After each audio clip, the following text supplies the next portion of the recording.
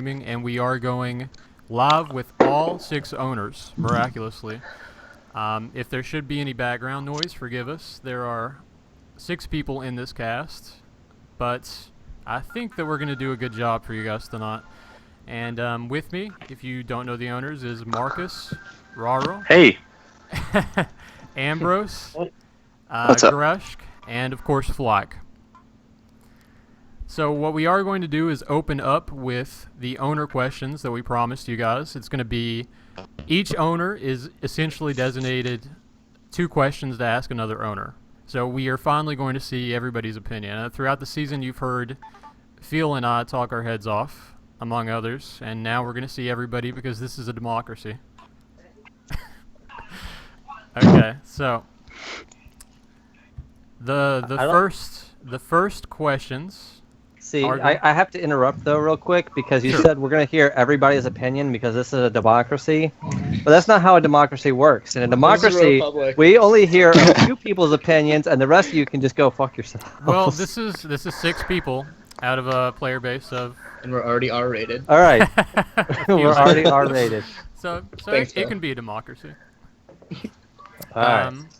You will figure that out as we designate the questions, Brandon. So just shut up for now. All right. So I would like to actually open with Raru, who has not been on the cast previously. So I'm going to give you the platform, and you are going to ask 2 questions to Grushk. So what will your 2 questions for the Season 6 be?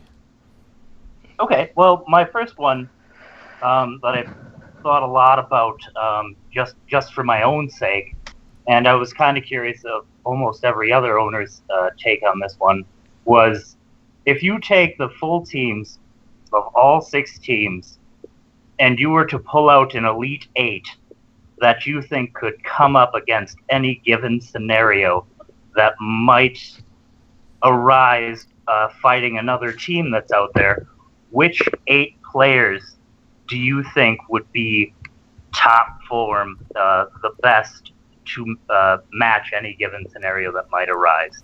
That's on you, Phil. I'm not even going to touch that. All right, so we're looking at no. This is an interesting question. So we're gonna look at the. I'm gonna pull up all the rosters on the thing and go over real quick. I mean, I know there's several that just pop straight into my head that obviously are on there. Just off the top of my head, obviously we're putting Bodrum on there. I think we have to go ahead and throw. All right, so let's look at the teams. In fact, let me see if I can write this down or something. I can type it in somewhere. So we got 8 people, right? We got 8 slots. So we're going Bodrum. That's just flat out. We're gonna put. I'm gonna go ahead and throw Grump on there. As far as player skill, he's obviously one of the weaker players that I'm gonna list on here. Now keep in mind, this isn't just all-star individual players. It's a team. Yeah, it's a team. Okay. Oh, why you gotta call him out like that? Like, oh, Grump. No. I mean, You just like right off the bat just start calling him weak. Like that's kind of. I'm not. We all know I'm an arrogant asshole. So here's the thing. Like, I love Grump, but it's not a secret to him or to anybody that, like, of the ACFL players, that is honestly one of the most valuable players on my team. As far as player skill, he is more limited than other players, and that's not like a knock on him. He has a lot less experience in the player killing field. Like, he, since he's been on my team, he has made an active effort to do a lot more player killing. Like, he made War Guard characters. He's tried to do as much like BBs and things that he has been able to do, and he has made a serious effort. But he is primarily a kingdomer, and so he's had to learn all of these things over the course of being on my team. So that's not a knock on him, but he's got a lot less experience than most of the other players that I'm going to list. Right, of course. So we have Bodrum, we have Grumpf. But mechanically, he also offers something unique that no other player in ACFL or even in the entire game can offer. So, right, I got you. All right, so who would be your other 6, Phil? All right, so we're going to go ahead. We're going to put an Invoker down, which means either Kempaz or Renthos. Wow. What? So much hate. I'm confused. Why is there hate there? It's a trap, isn't it? What? Jace, you're not muted. What? What's I know. the no, like really, what's the issue there? Dude, Oh. Zudum? Oh. You mean right. the guy that's not in ACFL right now? yeah. It's all time though, isn't it? Hey, if you're not in the No, it's ACFL, you I'm don't sorry. matter. Was the question all time? No. present the- season. What I was Oh. going for. I'm sorry. Repeat that. Was it all time or was it just this season? Just this season was what Oh, I I'm was. sorry, then I that's apologize. that's what Yeah. I assumed as well. Yeah. Now Okay. that would be And- an interesting question, actually, but we And- will, for the sake of time, we'll continue with this question. Okay, so there's actually a couple things you have to examine here. One is like, are we looking at a purely mechanical standpoint, or are you looking something that I would actually want on my team? Because there are players that, if you're looking purely like mechanical and player skill wise, that would be quote unquote ideal, like assuming they gelled together and everything. There's players I would put on there that I would never in a million years want on my team because I don't like certain players, their attitudes, and I would never want them on my team. I think Regardless you're of- looking too far into it. I think it's just like Just slam the most- 8 guys that you'd like to see a match played, like the Okay. best match you could imagine. All right, so that's the thing. You asked me a question. I'm gonna like go into it. Well, I mean, Shoot you him in got, the you hip, got your Phil. 3. A reminder All that right, we are so- only on question 1 of the 6, though. So So Bojum Kempa or Bojum Grumpf, Grumpf Rento. I'm sorry, Bojum Grumpf, Rentos or Kempaz. I think they're like maybe the alignment would dictate Rentos, but like the default assumption has to be Kempaz just because Bojum and Kempaz have so much time spent together.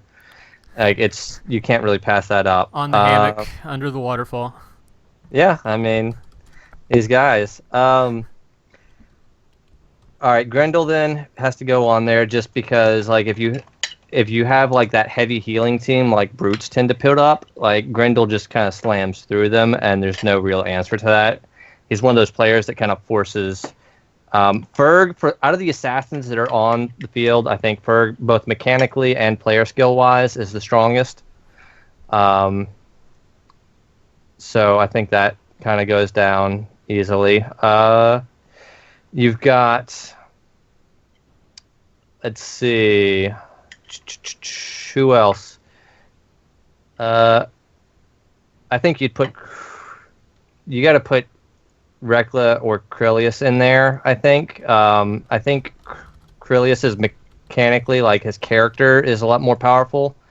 Rekla, though, is also probably has the edge player-wise, like skill-wise, and then just leadership-wise. So I'd probably put him just to kind of like corral things. Again, this is not a knock on Krillius. He just doesn't have the experience that Rekla does on the field. So what does that put us at? Like 5? Yeah, that puts it 6. as 5, but I 6. believe that's enough. I mean, essentially, I do believe. And Aziri, I'd put Aziri in there just to give us the Scald. Yeah, that's great because you have the Scald, you have the Assassin for Flash. You needed a clerical in that with that team. But I've always been curious to see. I don't want to give Dan ideas, but I've always been curious to see what a Minotaur Invoker would do with Grendel. Because I think that could be potentially scary damage. Yeah, just the damage output. Here, Zudum's available. He's I gonna would come also- out for a vengeance. I would probably want to put one of the Shigenja in there just because it kind of shuts down like the serious spell damage compositions a little bit. So you say let's put in either Dempsey or Zygash, and then I'd probably put in Dempsey just because of the Hobgoblin thing. The spit adds a lot to that Zygash doesn't have based on his race. Yeah, it does indeed. So Ifmid, and then what was the last one I said? Oh, Aziri.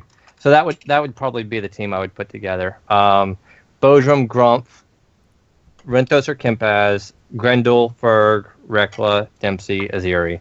That gives you really options to handle anything that comes out. I think that would be a great team. Now, next question is also by Raru. We have the first of the two answered. Do you have another question ready? Well, definitely can think one up. A lot of mine would actually go into the general category that Roberto was nice enough to post on the forums. But what changes do you think are in store for the oncoming seasons was the big one that I actually wanted to touch on. With all the new classes, and especially now that we've seen them in action, how do you think everything will play out for future seasons, even if more and more classes and skill sets and everything like that come into play?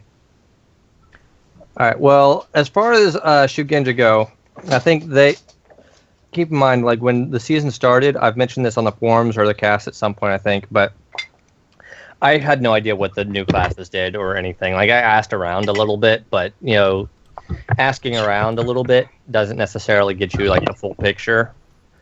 Honestly, there's a lot of players, even the ones that play them, that don't necessarily actually know how their class works.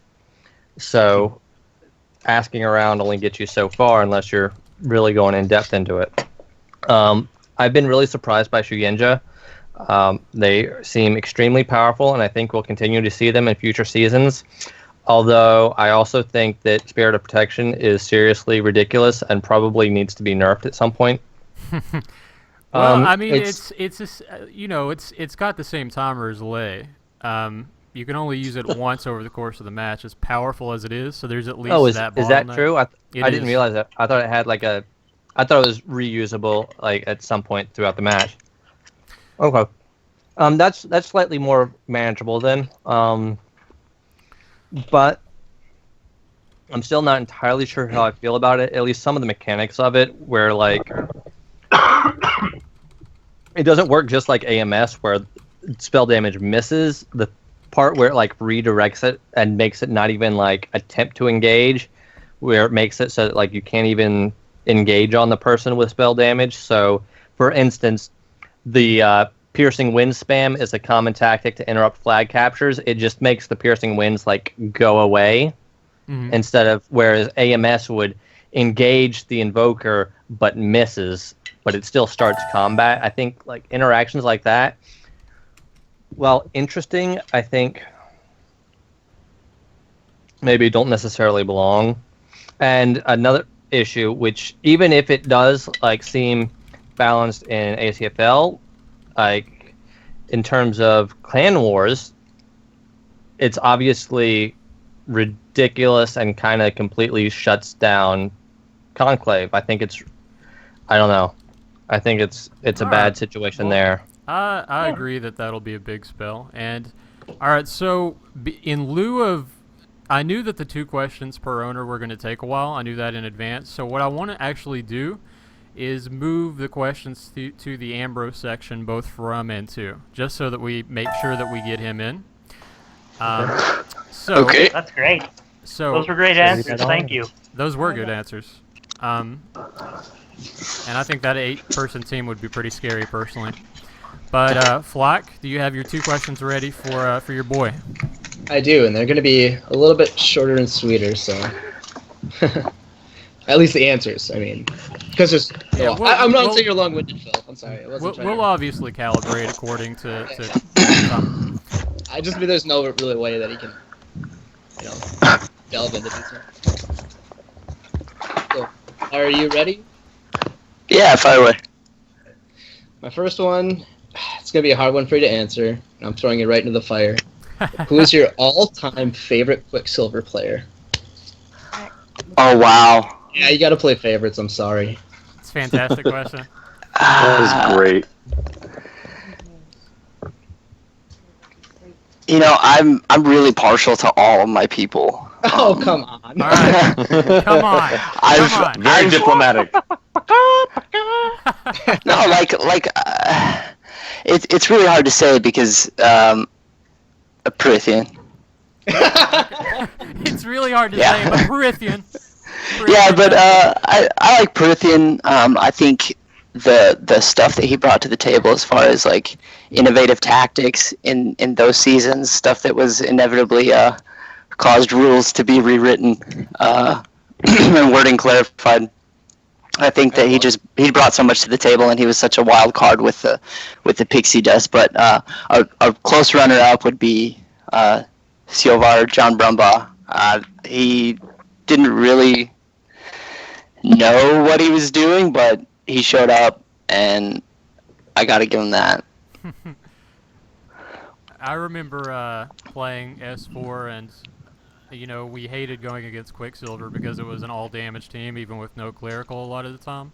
And anytime that Prithian was on, he would always see gossip some sort of something in caps, and it would always piss me off because I knew that he'd be playing that night. I'd be like, oh man. Right, yeah, but that's kind of his persona. That's just what he exhibited, and everybody loved him for it. It is indeed. It is indeed. Now, Flock, what's your next question? All right, this is another really easy one. What is it about ACFL that you are most passionate about? Am I supposed to be honest, or am I supposed to be like heart-wrenching? You tell us whatever. Be honest. The money. I'm in it for the money. Okay. I mean, Sick. that's. But I mean, what? I mean, what do you want from me? Like, that's the truth. That's a fair. Appreciate take, your I think. honesty. Yeah, I mean. We asked the questions, you gave us answers, man. But I mean, like I said, I don't. It's not just about that. I feel a connection with most of my players. Like, with the exceptions of the last few seasons, I haven't had much time to spend getting to know my most recent players, and last season especially I had two. So, but seasons previously I just, felt a good connection with all of my people. And I think the ACFL is awesome, and it brings the community together as well. And I get fucking paid, so. I can agree with that. Too great. Fair. Okay, so that wraps up Ambrose's questions. And now, Ambrose, I'd like you to ask 2 questions to Marcus, if you have them ready. Yeah, okay, sure. Give it to me, bro. Dan, I would like to know, because before Alan, you were the newest owner, right? So I would like to know, what advice would you have for Alan through his first season and into his next season, starting his ACFL career? What advice would you have for him as a new owner? You just starting your kind of sophomore term. Great question. Rekla and I actually have had a lot of discussion, and not known to a lot of people is that initially when I first bought KCS, Alan was really big in getting me started with ACFL, almost giving me a primer to what was necessary to be a part of the game. So it was really kind of a really special thing for me, for him to get the team this season and for me to play a little bit more of that return role. Now, I don't think that I could possibly ever know as much about DSL as Alan does. I don't think that's humanly possible. But what I do feel is the strongest thing that I could tell him is that the tectonic shifts that happen from season to season based upon gameplay is going to have that major effect on your team, but it's going to have a bigger effect on the players of your team. And I'm sure all of you can speak to this, is that players really do have a say on what they want to do ultimately with their time. And ACFL, while it's so important for one season, we've gone 15, 16, 17 months in between seasons. And because of that, you never know what is going to come up. You never know who's going to be available for it. You never know who's going to get that new job or what's going to happen. So don't rely on just your premise that you're going to have the same team going into the next year. Because I think we can all speak to the fact that doesn't always happen. And sometimes it comes down to the wire where that changes. And so it's be ready and be aware of the fact that you may have a totally different team next season. And you just need to prep for it. And more than that, you need to be prepared for when your players ask to play other players, and have that strong foot with them, I guess, and say, I really need you to do this. I really want you to do this, and encourage them from there. that's basically what I do with mine. That's what I could give as the best suggestion. Cool. What do you got for number 2? Number 2 would be, I really want to know your personal opinion, and this is getting kind of dirty, airing out some dirty laundry, but I want to know your personal opinion on Hydra's draft. Very good question, and I'm lucky enough to actually get to ask Rekla hard questions right after this, so thank you for actually asking me about it. My personal opinion on the way things were is that whenever something happens in DSL, I try to look at it as any type of balance, ebb and flow. I looked for what was the previous example that would have stated that what happened, which if people don't know, there was numerous individuals on Hydra that were drafted as classes that they did not end up playing. Now, that's not an unusual tactic. And Alan is not the first person to come up with this, and nor is he the first person to execute it with great success. But nonetheless, you also have to know the type of players that you're bringing in, and he knew them. And he knew the type of people that he was bringing into it. He knew the characters that were going to come into there. And so there was a lot of question mark around it. But I know that Phil, and still says it to this day, God bless you, Phil, that you question why I took Grendel first and foremost. He was a troll barb, and everybody said, what are you doing? Well, this was a character that I used for 2 AWGs. I spent a lot of time with this character and this player to get to know them, so I knew what I was getting. It was a known commodity. Do I begrudge what Rekla did? No. He orchestrated something that was very specific for our league. Do I think that it should be legal for next year? Hey, all of you, no, I don't. But at the same time, we learn from that as we grow. And I do think that it doesn't really matter if they had changed it or if they had it in the first place. I didn't have any of those players that he had on his board available for it. I also didn't make a lot of risk gambles and draft people that I didn't know very well until much later in the rounds. I think we can all say that. There wasn't a lot of just random pickups. So because of that, it was because we did so much prep time. It was because we did so many preps before the draft. It was because we had the opportunity to say, hey, we're hiring, let us know who you are. That gave us a lot more interest from the actual player base so that we got to know them a little bit better. It's my hope that's where all of those players came from. We'll ask that question soon again.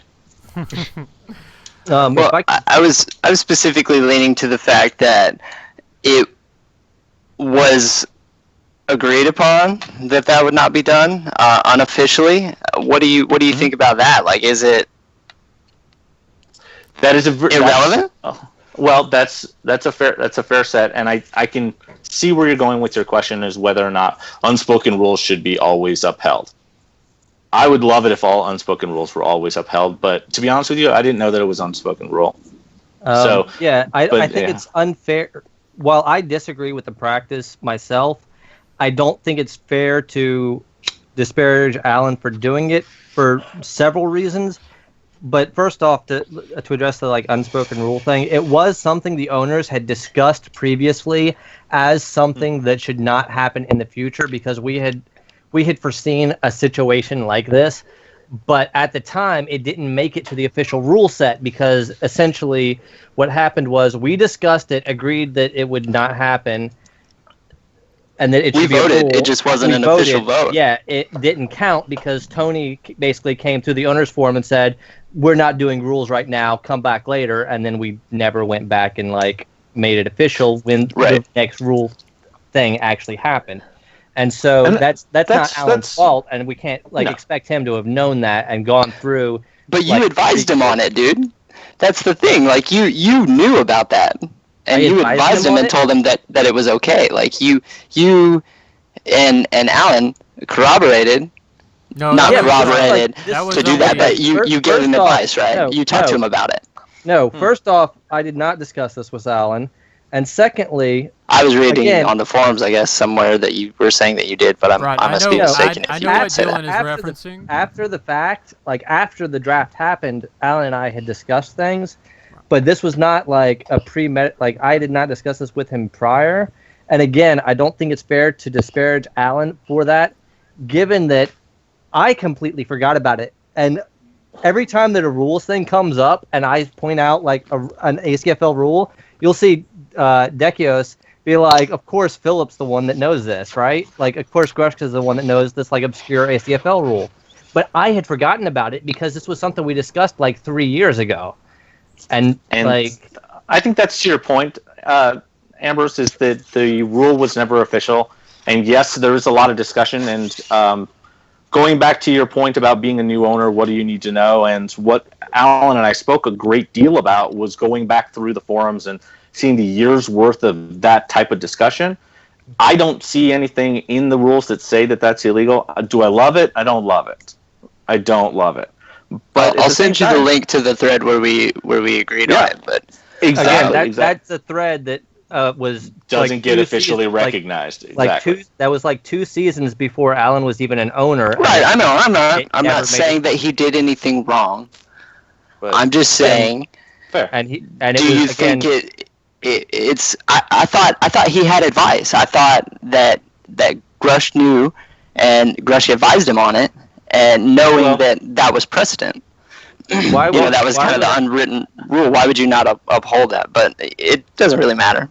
Ambrose, let's kind of nip it in the bud. It's my turn to ask the question, and I'm very interested to know. Rekla, let's talk about the elephant in the room.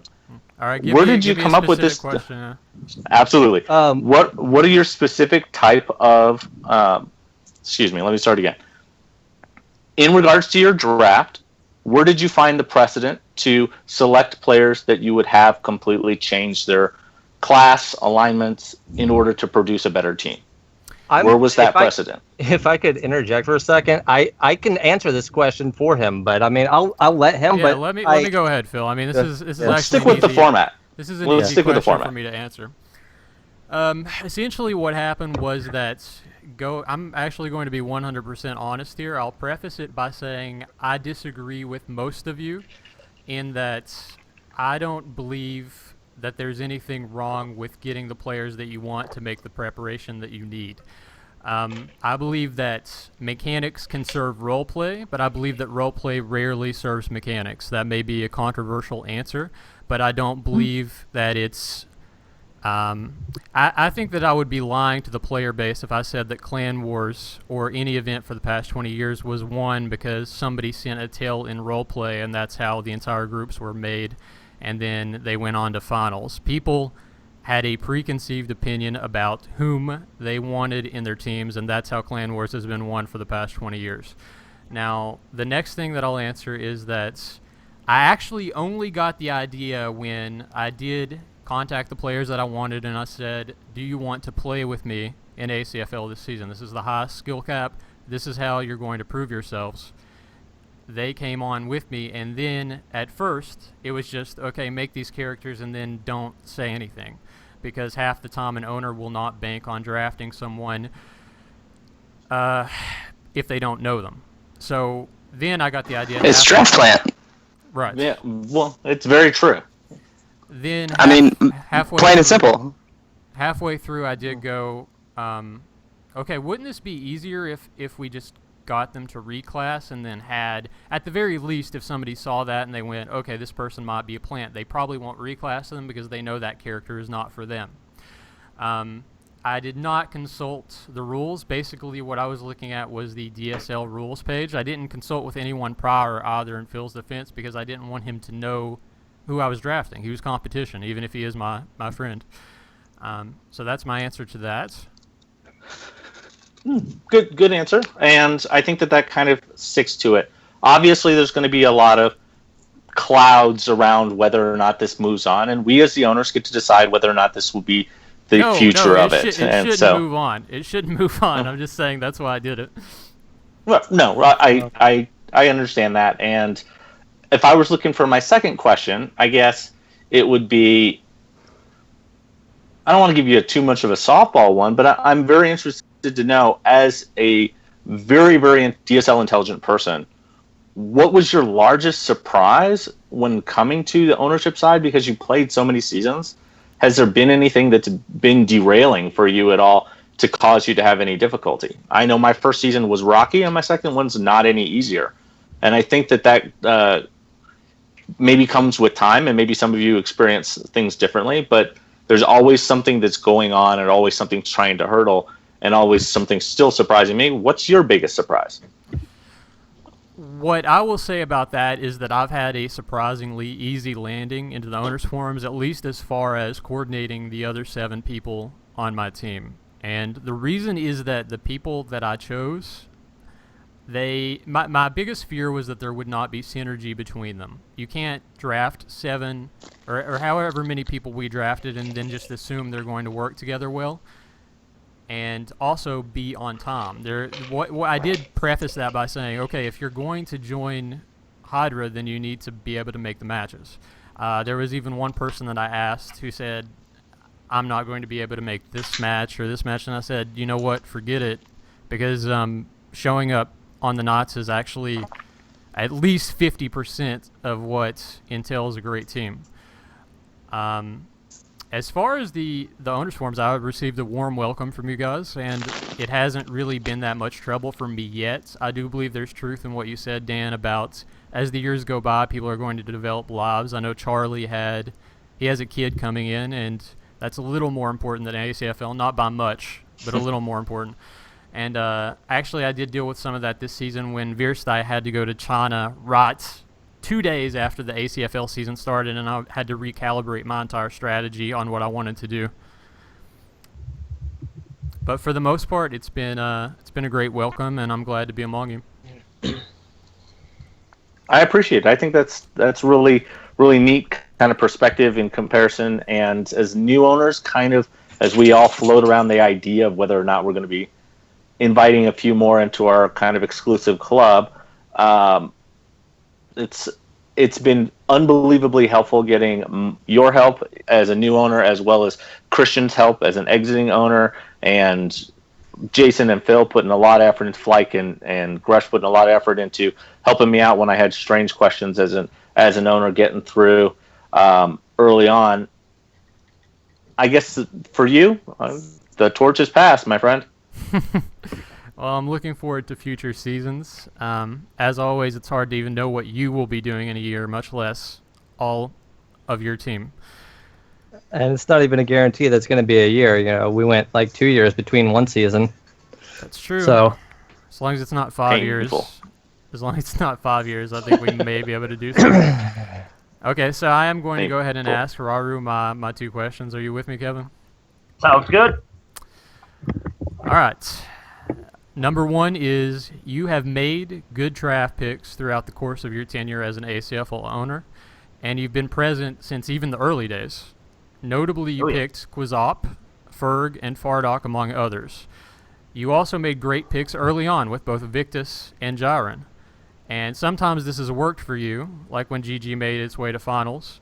But other times, I mean, you've drafted 2 Paladins, and neither of them were able to play for you, and they were both first draft picks. Do you think that this is just terrible Kennedy's luck on your part? Is there anything you do differently in the drafting process? Well, in my defense, I didn't necessarily own the team until season 4. Right. So more or less everything that came in before that, though is a shame. Like I didn't have anything to do with Quizop, or as they called him on the team just before I took ownership, was Ladders, or even Victus way back in the day. I do have to say sometimes that was one of my biggest fears, and Flight can back me up on this. That was something I brought up to him long ago, even before the draft started, that I was always afraid something like that would happen, where I would get a player who didn't necessarily show up, especially after being drafted. Now in Jiren's defense, I have heard he's been having some health issues, so I do want to wish him the best from everything that I've heard, and hope he comes back relatively quickly here and starts playing strong again. But from there, it is just, let's call it Kennedy's luck. I like that phrase. It's great at that. Honestly, I do think, like, presently with the way everything's going, I mean, everybody aside from Jiren that I drafted this year showed up tremendously. I did have to make a few changes in there, Part of that was just out of fear. Back in the early seasons when I took ownership, some of the draft picks were great. Some of them weren't so great. At least for what I was looking for a team. And from there, I just held on to players that perhaps I shouldn't have, and released some that I wish would have stayed around a little bit longer. But I do look forward to future seasons and trying to get everything situated and squared away. The core five, as I like to call them, Ferg, Vizap, Sabian, Terces, and Erak are definitely looking forward to the next few seasons and working everything out.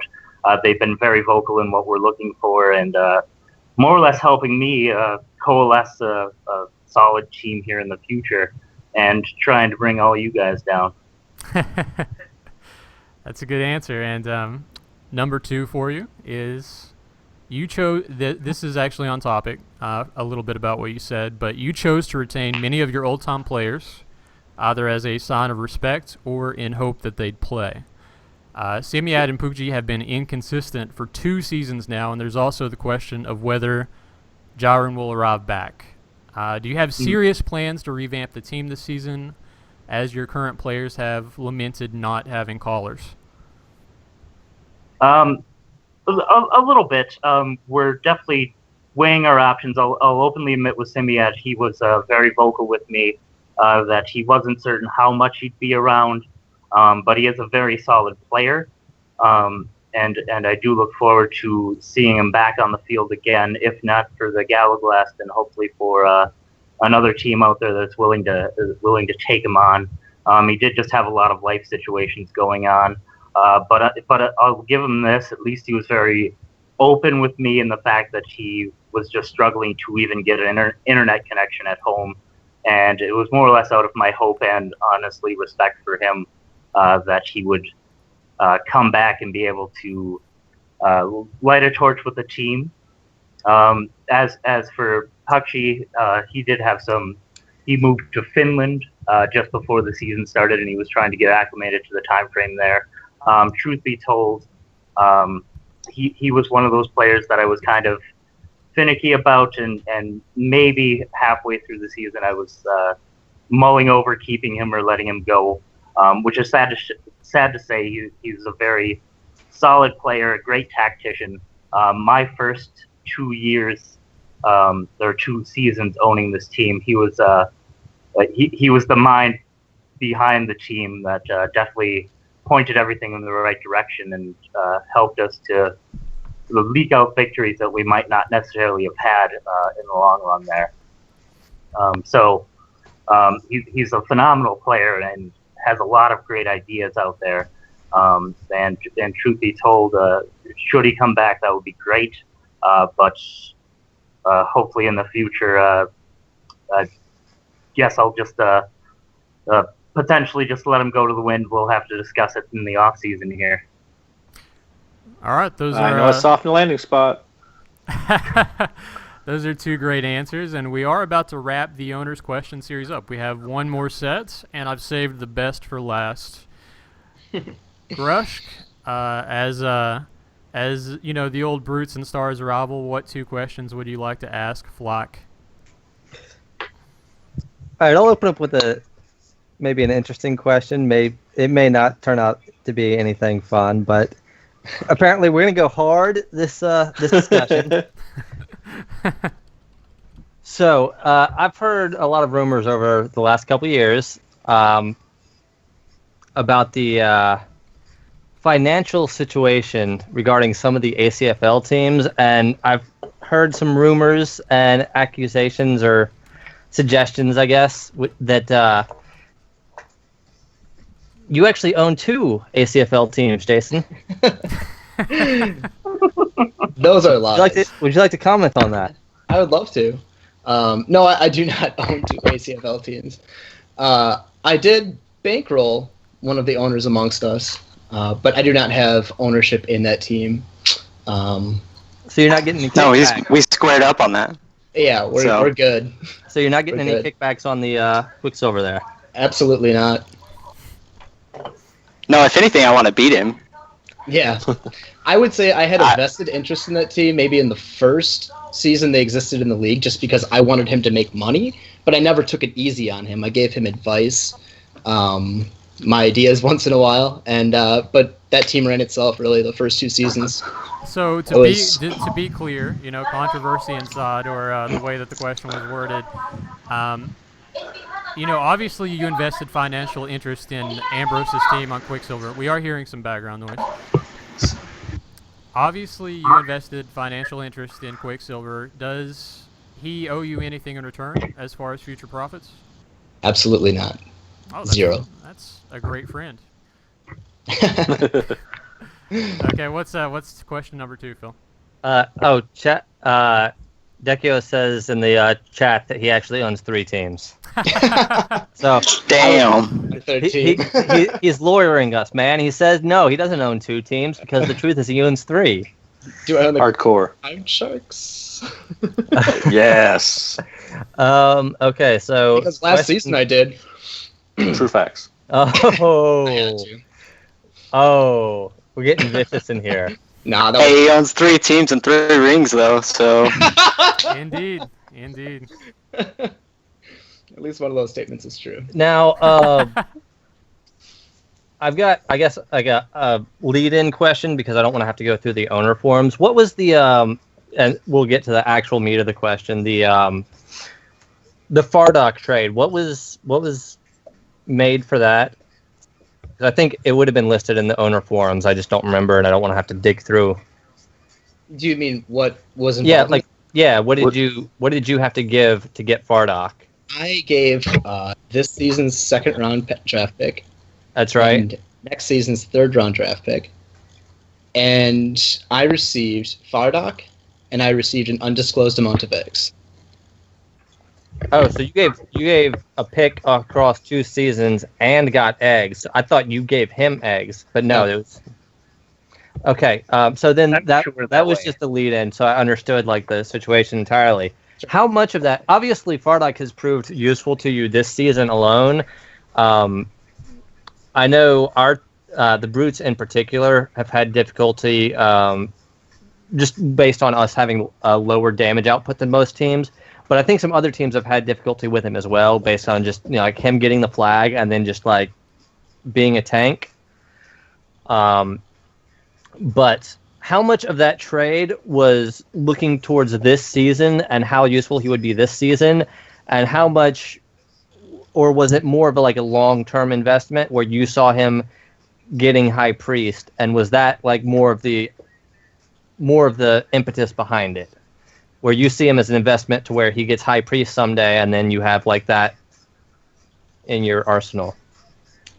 There's a couple of reasons why I got him. High Priest is definitely not one of them, though. And I'm not saying that I don't have confidence in him to get High Priest. It wasn't fueled by that at all, though. Okay. I would say the biggest motivating factor that I had is we all dealt with the very difficult loss of Jamie. And I literally needed a veteran healer to bring in. And Fardock had that written all over him. And on top of that, Luke and I, we've discussed, how fun it would be to play together. Because, we're friends, and I would love to have him on the team. And he has been an absolute pleasure to have. All right, so just to clarify then, we have it on the record that you did not trade for Fardock because Bodrum whined about Medio. Got it. That is true. All right. That's my question, I guess. Okay, that concludes the owners too, and we did get this done in about 43 minutes, which is excellent timing, I think. Yeah, great. Yeah. Hey, Phil. Yes. Can you be on DSL in like an hour so you can pay me? I mean, I can be, but I'm just saying it's normally me on every ACFL night, and you're nowhere to be seen. So, I mean, I've been doing the cast. I don't remember getting any tells from you on stream. No, that's true. But I get to work at 10 o'clock, and then I usually log on DSL. So, model employee. Yeah. Hey, man, I don't do anything at work. Yeah. I take off for ACFL. Okay, so guys, I have two general questions for you. I am going to narrow it down to two, and then I'm going to let you to go because I think this has been sufficiently controversial for the knot. I don't think so. I think we can get way more. We can step it up. Okay. We'll try to have more of these and get more belligerent as time passes. Now, my first question. I'm not even drunk. You sound drunk though. My first question is. I'm not. My first question is, what do you as owners think of expanding the teams to 2 more teams next year? Do you think we have the numbers for it or no? I definitely do not think we have the numbers for it. My argument has been for the last couple of seasons, I've tried to get Scorn to do the draft signups and then give us a number of draft signups so that we can then make a decision from there. Not tell us who all is in the draft necessarily, but just tell us this, we're about to start the draft. We need to vote on whether or not we're going to do a new team, and there's 38 people signed up for the draft or whatever. That would give us something concrete to work with, where we're not just guessing basically. Because the absolute worst thing we could do is agree to expand and have a new team, and then we don't even have enough signups to fill out every team with a full roster. That's the worst possible thing. Right. Does anybody else have a rebuttal to that? I do. I'm a large fan in favor of expanding the teams. I think that there's been enough people that have actually put themselves out there, and we had a big enough draft that we could have had enough people that had been added to those extra teams. And with things like Magma actually bringing up interest in ACFL, I think that we could actually get that going.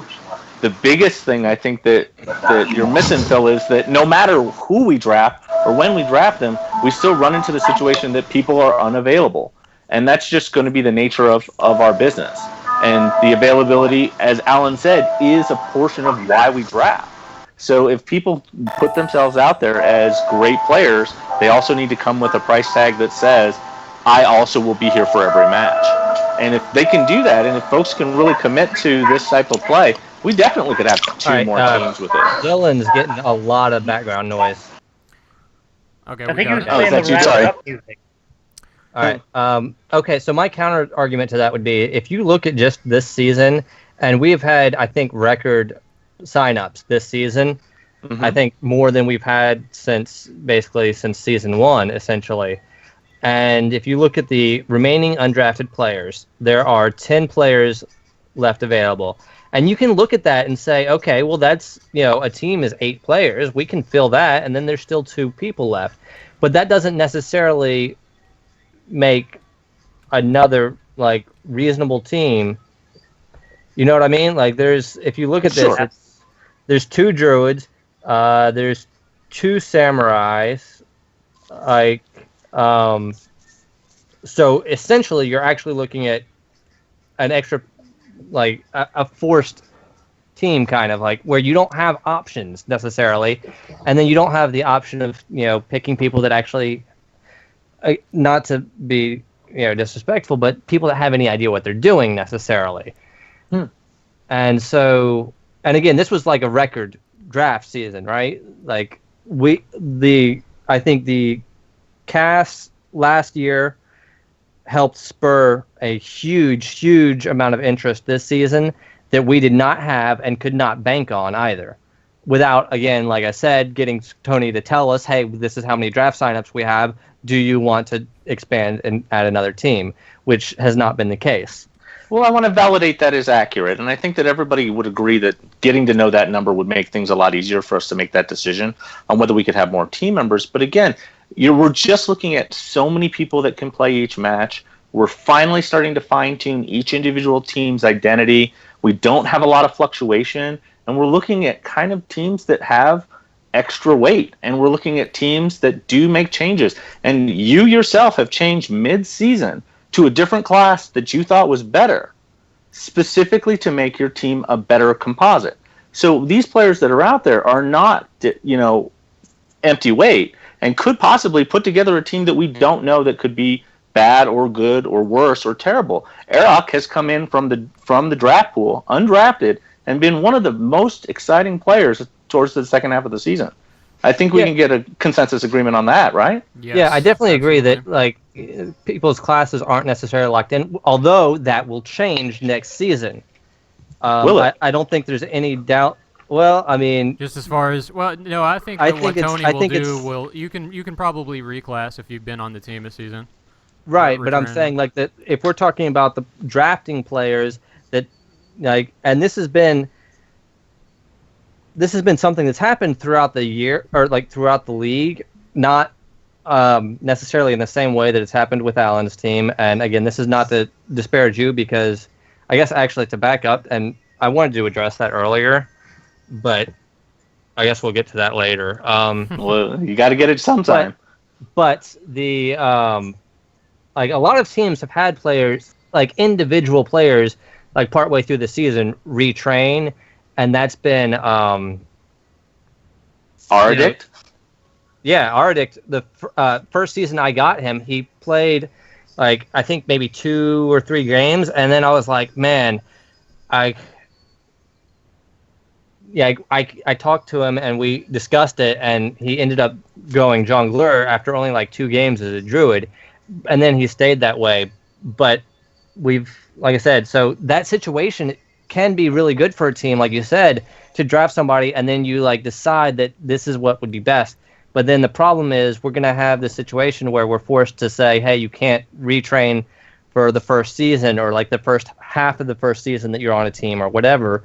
Like whatever we decide to do, I think Tony has made it clear, regardless of what we want, that it's going to change for next season. At least in some way. This actually opens it up to the next question, but first I do want to ask, just in short answer, does anybody else besides Flack and Grush, or rather Marcus and Grush, have any opinion on whether to expand teams next year? Just a yes or no.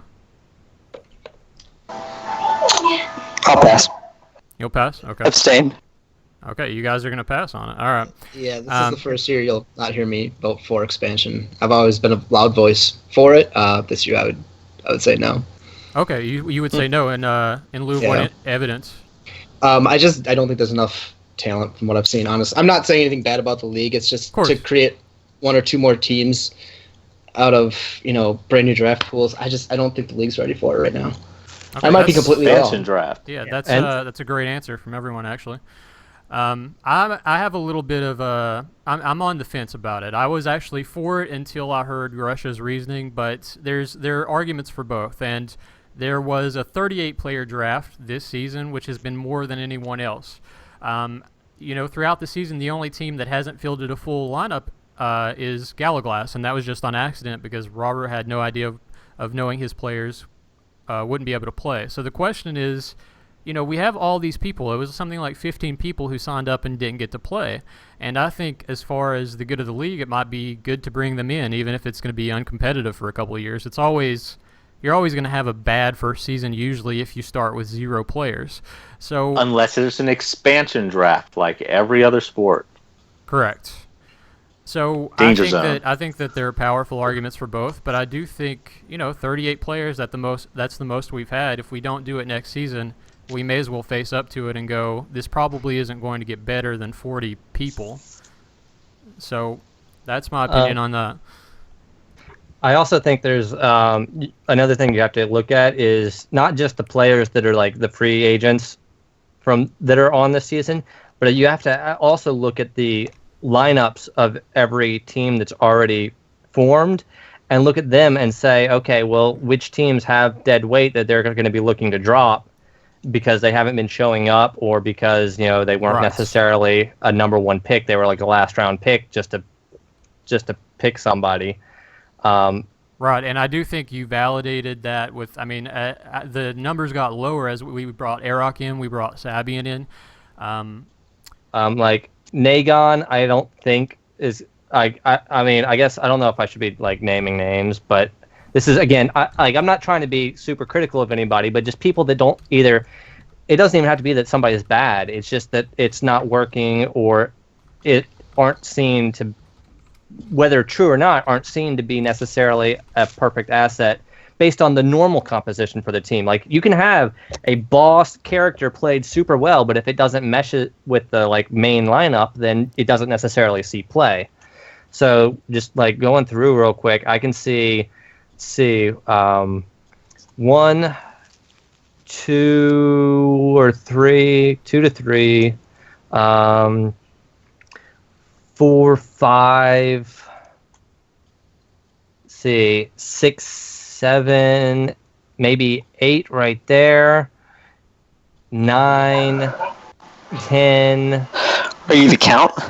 Yeah, I mean, like I see like almost like let's say about almost a dozen people that are probably going to get dropped next season, and yeah, they can be put back in another team, but I don't Another know. team, another form, another everything. I Yeah. mean, there's always going to be that. That's not going to go away. It wouldn't matter if there were 4 teams, 2 teams, or 1 team. There would always be attrition, and that's fine. That's going to happen from team to team. And but what you've been okay, talking but I about also- is, I mean, the big thing that you've said multiple times, and with some hesitation, not enough talent. Talent comes when there's more people playing. More people play when there are more teams. Less people play when there are less teams, based upon what we've been doing. Speaking of individual players that just aren't seeing enough time, I'd love to have Nega. And Polite can attest to the fact that I have tried more than anyone else to get that damn Wu Gen because I believe the composite that comes with the team. You know, you're right. If we decrease the amount of teams, then people don't have enough time to play, or that there are people that we're going to drop at the end of the season. Sure. It's just But if we increase the amount of teams, that's more people that'll be interested in playing because they know they'll get to play. How many people don't play because they're never going to, or not interested, or don't show because they don't get played? I think here you'll also see a bit of a dichotomy between the owners that have been here since season 1 and the new owners, because those of us that have been here since season 1 were here for the seasons when it was a struggle just to put a team together from night to night. And we've had, since then, we've had some more dedicated players show up. But in the early seasons in particular, like, it was painful not knowing if you were going to have 4 people to show. And that was a lot of teams. And so for me, and I would think, Jason and maybe Raro as well, like, that pain and that hesitation shows through a lot more, like, where we're skeptical of the ability, because that, more than anything, having not regular nights where it's basically just a walkover because one team doesn't have a full roster, like, that's terrible for the league more than anything, is having just like a dozen matches during the season that's just like 3 people against 2. I think we can agree to disagree on that, Rick. I don't know if you want to draw this out anymore, but I really think leave that it at this because essentially I want to ask one more question about communication, and then I want to at least get one of Kempaz's questions in because I think that he made some great inquisitions. Totally agree. All right, so number 2 is, what are your thoughts as far as out-of-character communication influence on league happenings? And an example was the minor controversy regarding the live stream delay and how it would potentially affect matches. Is it important to address that as something that can legitimately change the outcome of matches, or do we let bygones be bygones and tell players to behave for the good of the spectatorship? How long is the delay? It's about 10 seconds. So if you're on the standard field, delay is 15 seconds. That's the automatic delay on Twitch is about 15 seconds. Okay, so 15 seconds for whoever's watching to see it, to send the information to whoever they need to send the information to. 20 seconds. Right. If you're on the field and you can't handle what's going on within a span of 20 seconds, if you don't have that presence on the field, I mean, You're going to lose. Is it really giving them an advantage to send them that information? Like, they should already know that. Well, yes, because there's things that you can't necessarily know without seeing the outside stands thing, and it's it's instant information. Like, you don't have to have the filter of the shot caller, and then in some cases, I know Gallowglass is, again, this comes back to the only being able to field like 4 people. Gallowglass most of the season hasn't even had a shot caller, so if they're listening to the stream, that's kind of their shot caller. and then so that's information. But then that goes back to like the expansion thing where Gallowglass is barely able to field a full team and aren't having their shot caller. No hate, Kevin, but it's not really working out well for you. Well aware. Thank you. So I don't know about that shot caller. But I mean, maybe number one baller, but does it have an impact? I think absolutely it has an impact. Is it like going to change every single match? No, but I also know that it's absolutely the standard on every single like competitive online game, you know, whether it be StarCraft, Counter-Strike, everything has a stream delay specifically to prevent this situation where information from the stream can potentially be used to impact the game itself. And so crank up the delay. To be fair, I think it's a little more powerful with something like Counter-Strike because at that point the only thing is it's like, oh, the guy's in this corner, well, I'm going to kill him in 0.1235 seconds. FPS stuff, it's much more powerful to know where the person is. The ACFL, the instant strategy, there are things that in the first 10 seconds you need to do immediately. Like if you're listening to the stream to see that somebody is capping, you're not going to get to the flag room on time. If on a macro level it's, what they need to do as a general strategy is this, and they don't know that, then that could be more powerful as a strategy. But it's also, do we go ahead and let people listen to this live for the good of the game? Because there are 125 people involved here. It's not just one or two teams. So as owners who are going to be directly influenced by this potentially at worst, do you think that the live stream should be on as little a delay as possible to make for an entertaining game for everyone? Well, for me personally, like I said, as somebody that watches a lot of other competitive events online, obviously, I mean, that's where I got the idea to do the live streams for DSL in the first place. To me, I think as far as competitive integrity, it's become apparent that it needs to happen so long as the current environment is the same. With that said, it's also to the point where I think next season it just needs to be we just need to make Skype a rule where it's allowed to be used for ACFL and Sea Wars and whatever else, because at this point there's no, if the M's have come out on the forums and said we can't, it's illegal, but we can't be bothered to enforce it, then it shouldn't be illegal. If you're going to say outright you're not going to enforce it, then just make it legal, and let's just count on it as being part of ACFL where people can talk on Skype and like strategize that way. I'm more in the Ariels who are going to be angry at this decision. I mean, it takes away some power away from aerials, but then again, if it takes the only power away from aerials. Well, not the only power. Dan, you don't even have a bird. What are you talking about? And we know for a fact that at least some teams have done it, because we had in Magma Cup a team admitted to doing it, and that was not one of the ACFL teams. But if we know for a fact that some people were doing it, then it's not much of a stretch to assume that other people might be doing it. And again, if the M's are going to outright say they're not going to enforce it, then it doesn't need to be a rule. If you're not going to enforce a rule, then it doesn't need to be a rule. That's how can you enforce it? Other than not live stream it. It's easy to enforce it, trust me. It's not very difficult at all. It's just not being done.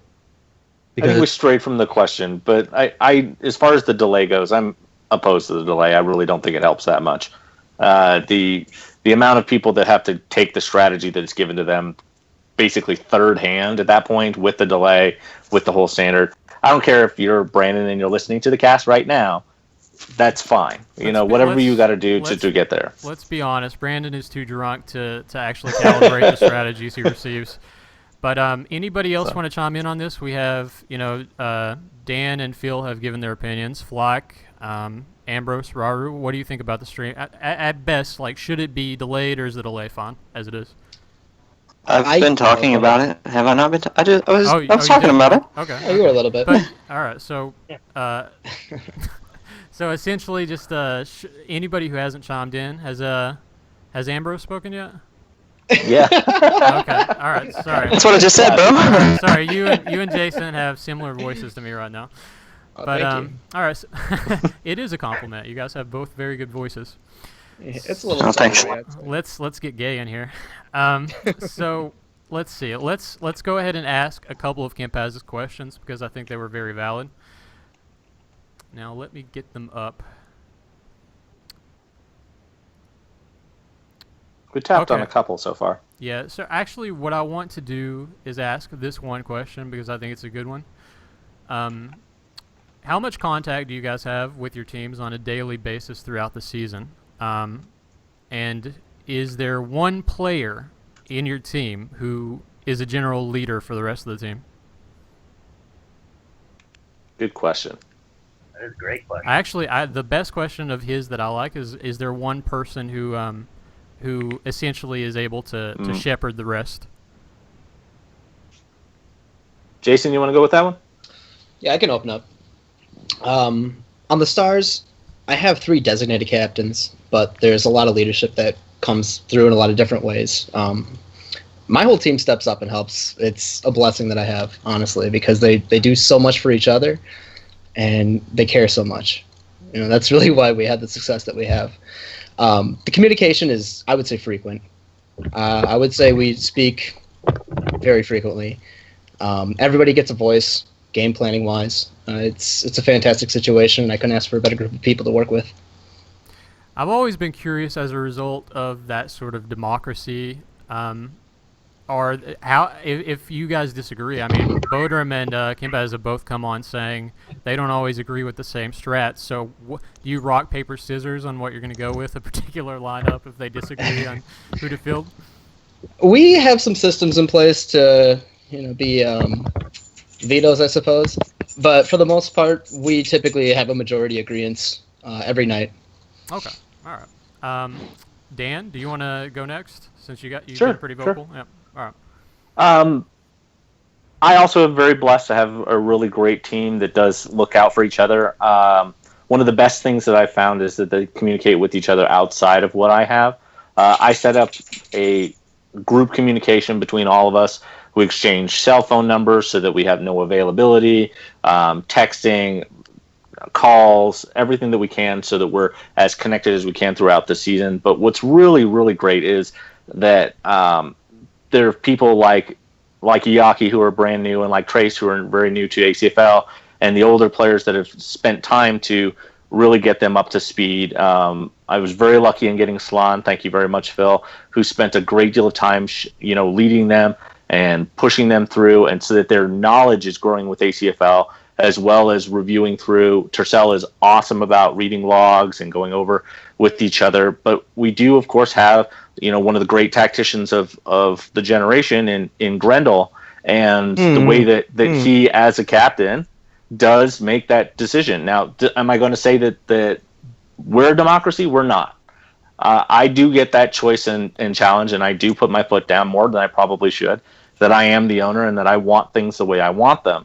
And I make decisions that, of course, make them shake their heads, and I can hear it. And every once in a while, Slan and Grendel will give me a call or will text me or try and get me onto a group chat so that they can talk the wise wisdom of the world to me and let me know why they think they should do one thing or the other. You never know what's going to happen with it. And I think that with them, they've been really great about being accepting of the fact that I do have certain ways I want to do things and agreeing on certain areas where we see that. And that happens mid-match also, where each match I'll set up, this is going to be your captain for your match. No excuses on disagreeing with them whatsoever. So I would like to say that there's one specific person that's doing it, but my whole team has a unique role for each growth and for the future. Okay, that's a fantastic answer. And Dylan did have to leave us as he said he would, but even though he's not here right now, I did want to thank him for being here and expressing his opinion. He was very vocal throughout the cast, and it's great to hear from him. Jason, let's see. We have Kevin and Phil left. So, Raru, if you're still with us. Yeah, still here. Like I said, we'll just reiterate. Are you in contact with your team often, and is there one individual who, quote, marshals the team around a strategy in advance of a match? I talk with the team pretty often. We're pretty vocal, but sometimes I wish we would have a little bit more communication when they weren't arriving, as you guys could probably tell throughout the past season. But from there, there's no one specific person who takes the reins and goes from there. I will openly admit it generally is just a group discussion amongst all of us of what we think the best strategy is all across the board for whatever scenarios might turn out, who we see online and everything like that, and how to try and counteract the specific teams that are outstanding and who we're up against and who might be the best course for us to go. Truth be told, I do have to say Terces and Ferg are the two that constantly go back and forth and try and get everything in, while Vizath is definitely putting in his opinion in there, so he's definitely coming into it and getting everything squared away. But he's also new to the league, and I'm really glad that he was having a good time and looking forward to the next season. So from there, honestly, nobody in particular stands out, but they all definitely have a say and help in forming that great strategy that we have against all you guys. Okay, I do just want to bring Ferg's quote to point here, which is, out of all you, Raru seems like the genuine Knossos person. I picture him as that neighbor who takes over cutting your grass when you're too hungover to move and sleep in his front yard again. He definitely knows how to make a grown man blush. All right, we'll set up the date soon. But the last person we have is Phil. Is there a leader for your team, and do you communicate with your team often? I'll hit the second part of the question first, which is our team. I've always been in heavy contact with pretty much everybody on the team. I believe this is the first year that I actually, at the start of the season, I set up a group Skype chat with everybody in it, and then we all just kind of use that as our primary discussion point. And then I'll talk to individual people on the side as well, but primarily we do everything through that. And then Neil has had my phone number for a couple seasons now, I think. That being Ardict. And that way I can kind of, like, if I'm not able to get to a computer or whatever, I can still be like, hey, match tonight, here's my thoughts, here's what here's our plan of action, and, make it happen. And he's I guess the team captain. If I'm not here, he's in charge of telling Ems who our lineup is. He's in charge of all that kind of business, and that's a combination of a couple things where, one is just I know that I can trust him to basically do what I expect to be done, and then not only that, but he's been probably the most reliable person I've had on the team ever, as far as being here every single night. And not just being here, but he was also he's also been a class that I've wanted in our lineup every single night, whether it was now that he's an assassin or in previous seasons as a jongleur. He was somebody that I wanted in the lineup every single time. So he's the team captain, and then he kind of makes things happen for me. As far as the first part of the question, and designing tactics and strategies and everything, Alan, I mean, this. Typically how it breaks down is I get all the team together, I ask everybody for their opinion, and then I'm like, cool, now that I've heard from everybody, here's what I'm thinking, and here's what we're going to do. And I'll take input from people, but primarily the strategies and the compositions and everything are mine, with input from other people taken into account. Right. And sometimes that goes poorly with one or two particular players, one of whom is no longer with us.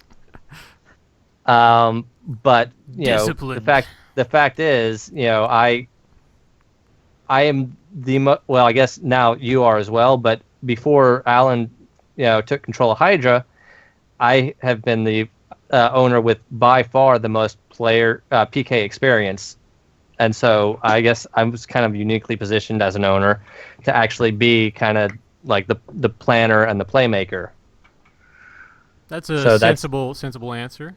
So that's been my role. I mean, a lot of the other owners don't have as much PK experience and kind of had to rely on, their more experienced players. Whereas for me, I felt like I've always had lot of experience myself, and I have a good grasp of the strategy and the tactics and whatever else is needed, and kind of form my own opinions of what needs to happen and try and get my team to make sure that that gets carried out. You can dislocate your elbow patting yourself on the back that much. Well, no, I don't think it's patting myself on the back. It's just, I think it's just it's a fact. No, you're right. You're right. Well, I think That's that all in good a lot fun, of the other owners, do rely on more PK experience, and you yourself are putting yourself out there on night after night. And I got a lot of love for you. And there's been numerous conversations where I've said to my team, "Oh my God, now I'm putting myself in. We're dropping somebody so I can play," and they've all shuddered in fear. So much credit to you and your. And I've on that point of that dropping players and putting myself in, that actually kind of goes back to like the expansion thing with like the because the fact is, as a giant ogre armsman, I was a barbarian, now I'm an armsman. I'm slightly more useful than I was, not a whole lot more useful, but slightly. It comes down to like, I know some people have said like, why do you keep yourself on the team? And the fact is, I keep myself on the team because I know I can be here.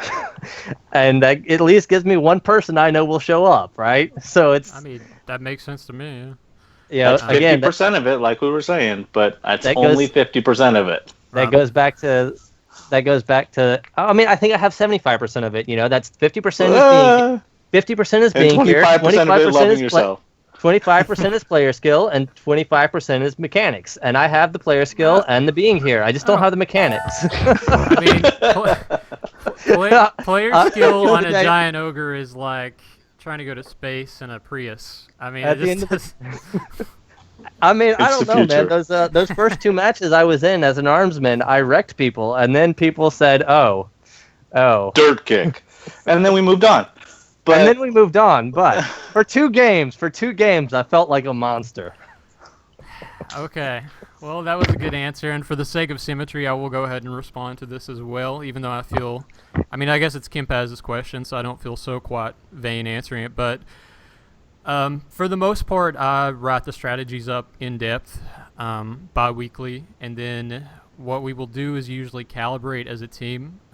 The strategy is usually put in place and cemented, and then we get into the micro level of, okay, what do we do?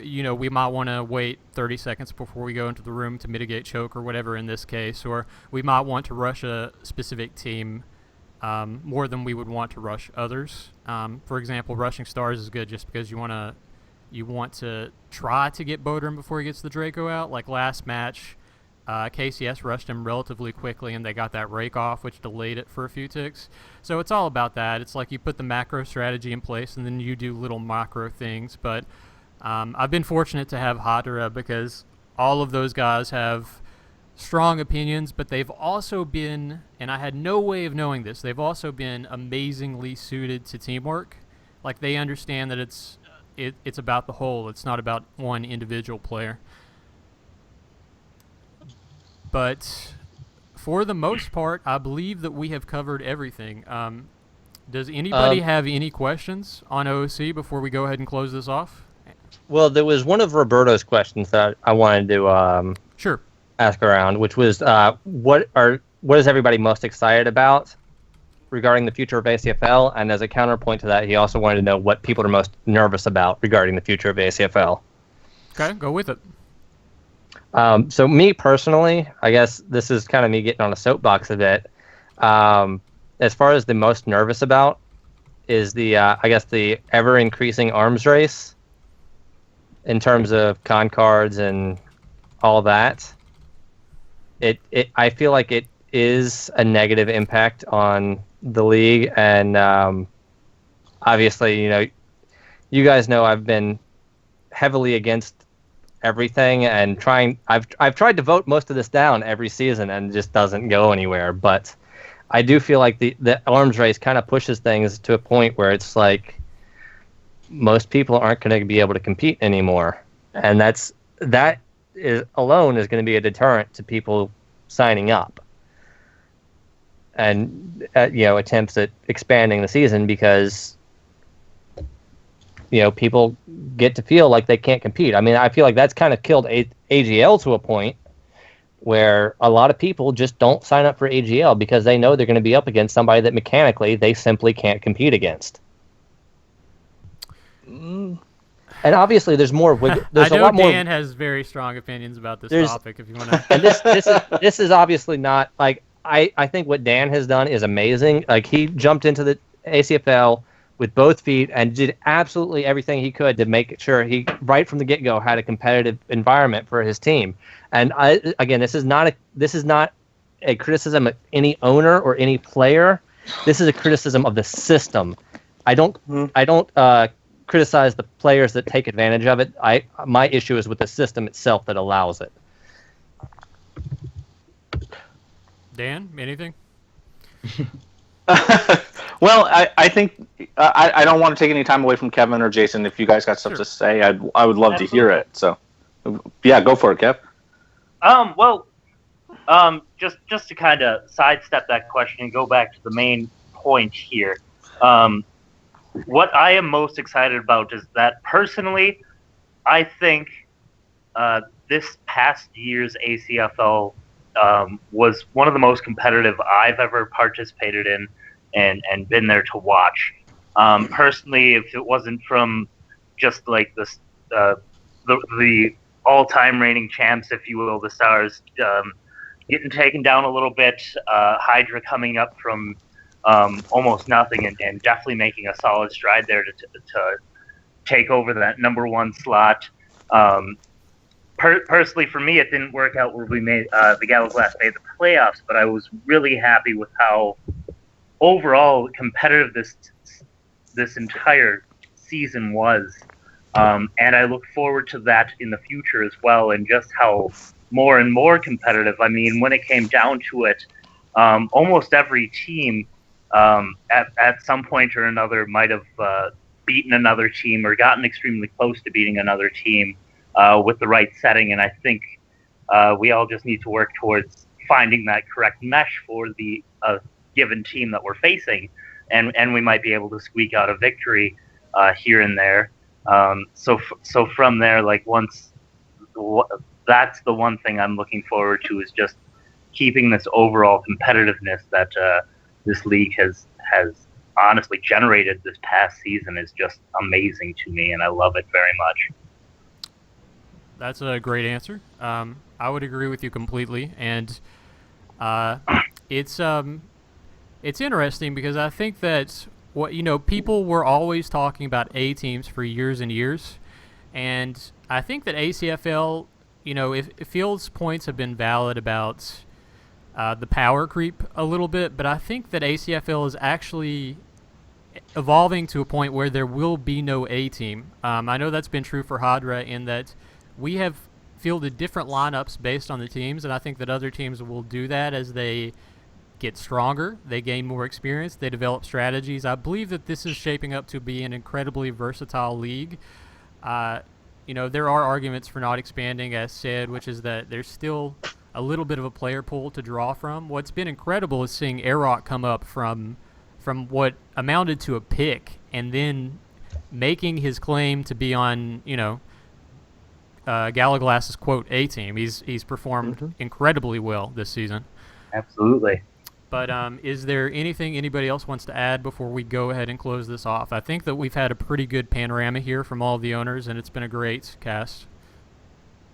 Well, just to kind of elaborate on that a little bit more, I'll call my own team out a little bit. And again, this is not a criticism of any player, but again, a criticism of the system. We have a Kingdomer that was allowed to buy a bounty point skill. Like, I can't be the only person that sees a problem with this as a systemic issue. Like, that's like it's more than just, I don't know. It's gotten to a point where it's just patently absurd to me. So I think you might be the only one, Phil, honestly, because the big statement, and I'll credit some genius of the forum for saying it, is I'll take today's DSL over 1,000 years ago's DSL any day. There's no change that's going to be necessary. The game has evolved, and it has changed, and so has everything involved with it. ACFL does evolve for that as well. And you know what? As an owner, like you gave me some credit for it, but there was a reason for it. It wasn't just because I wanted to win. It was because the necessity of ownership does require you to have some dedication in making sure that your players are going to have every mechanical advantage possible. And that's the thing that comes up on it. I mean, there was some snarky remarks about making sure that your Charmies have enough gear or the right gear or the best gear. Oh, that's. But- I mean, that's That's exact. How is that different? It's exactly the same. It is dedication to making sure that your team does everything they possibly can to win. And to Alan's point, that takes having the right players. To Jason's point, that takes having the right synergy. And to your point, that takes years of experience. Everything in itself comes together to make what is DSL today. To try and pull the thread from the middle of the tapestry at this point is folly, and I just don't think it'll work. That's my Dan just went silver straight, nickel on it. Dan just went straight John Milton on the cast, folks. I apologize. Folly. But we've established the opinions, and as the moderator, I do want to say that for better or worse, we're in a monetized mechanical game. It is what it is. I mean, just like Counter-Strike Global Offensive has skins now. It's just yeah, but skins don't make you aim better.